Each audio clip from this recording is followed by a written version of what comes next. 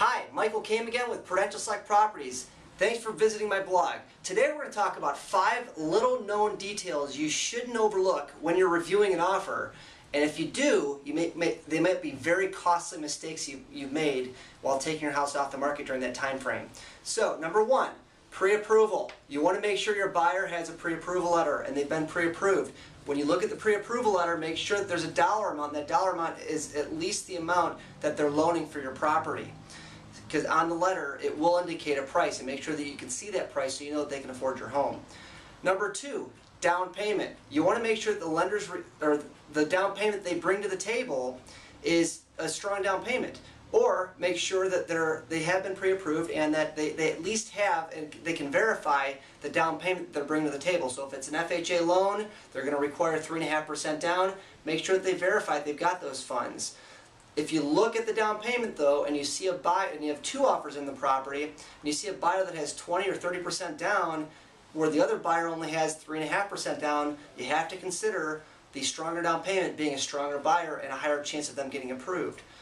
Number 3, existing home. You want to know if the buyer has an existing home to sell. If you've got an offer that you're considering and they have a house to sell, or they've got a contract on their house, this is a big issue. You want to make sure that if their house is under contract, that they've removed all the contingencies. You want to ask their realtor how the closing process is going, because you're trying to close 2 deals now, not just yours. You're trying to close theirs and then yours.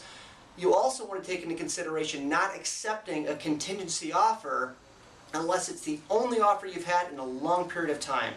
Now, if you take a contingency offer, that means that your house is going to show contingent in the MLS, and it's not going to show active anymore. So you may want to consider what's called a concurrency offer. We can discuss that on another day.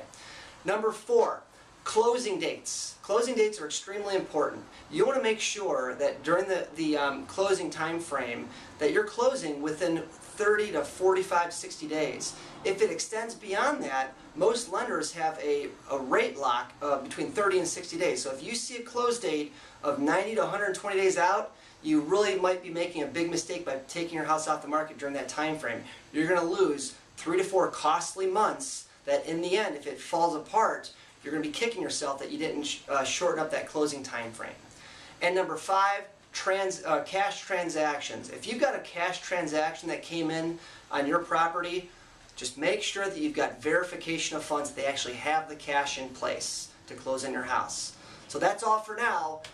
Navigating through an offer can be a tricky process, and you want to make sure that you're looking for those 5 key items when negotiating an offer. If you ever have any questions, you can always call us at 440-974-0404. Thanks, and make it a great day.